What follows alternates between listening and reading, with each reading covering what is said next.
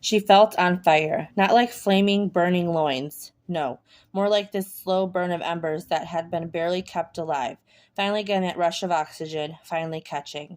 Her breath hitched and her sex took over. She was no longer thinking. She pushed herself up and over so she was straddling his lap. His hands fell to her hips and he subtly pressed his eager groin into her. She could feel that he was ready, and she realized this was actually going to happen. She was going to have sex with Draco Malfoy again. His hands ran up her back and braced her neck, his lips parting hers and their tongues meeting in a dance. In a brazen move, she caught his lip in her teeth and tugged lightly. God, it had been too long. His hands were everywhere, and she still wanted more. Still needed more. He squeezed her bum firmly and moved his attention from her mouth to her jaw and neck, kissing every inch of her that he could reach. He didn't progress anything, didn't stray to her breasts or try to undress her. She realized he might not be sure if she wanted more. It was going to be up to her to make the move. She moved her fingers to the buttons of his collared shirt, and she swore she could feel his heart pounding through his shirt.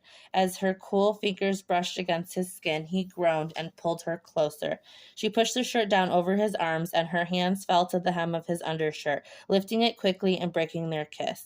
She stared at his chiseled chest and abdomen and wanted to cover it in kisses. She settled for an intense stare and running her fingers down his torso, watching as the muscles flexed under her fingers. He wrapped his arm around her and stood quickly, walking them towards her bedroom and lightly dropping her on the bed. He stood over her, and she felt wonderfully feminine. His hands expertly worked on his belt and trouser buttons, letting them fall to the ground at his ankles. He wore only tight black designer boxer briefs, and he looked like Adonis. She had a sudden, overwhelming moment of panic. She was a mom, a 30-year-old mom, someone who ate too many chips and ice cream, sometimes at the same time. She had thick thighs and stretch marks. She hadn't thought this part through.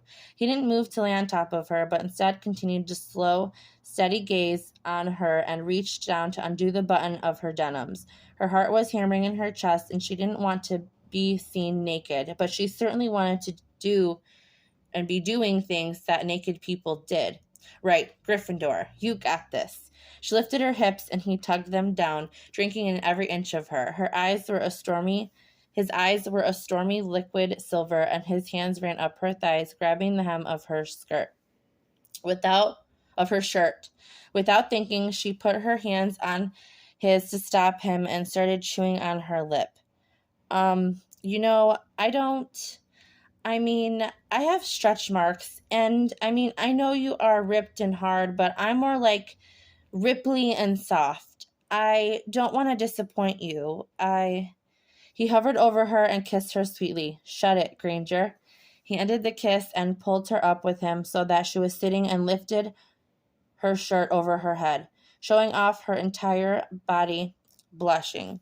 You're perfect, he purred, and laid her back again, kissing her sides, the stretch marks around her belly button, and the tops of her breasts that were exposed, finally laying on top of her and covering her body. He pressed his erection between her legs, and the only thing separating their heats were the thin layers of their underwear. He rolled gently to his side and palmed her breasts before reaching behind her and quickly doing away with the clasp of her bra. He hurriedly pulled the fabric away, and Hermione could feel the walls of womanhood clenching the more he explored, pinched and massaged. Her hands were roaming every plane of muscle, and when they moved to enter the waistband of his briefs, she felt his abdomen clench and his breath hitch. She paused before quickly reaching in and grasping his long member stiffly, earning a moan against her neck. His hands quickly abandoned her breasts to dip into her knickers, and he smiled against her lips as he felt that she was ready for him. He moved up and away from her, standing and pulling down his underwear before doing away with hers. She still felt flushed, and he stood there without a care in the world, stark naked and at full attention. He hovered over and positioned himself at her entrance.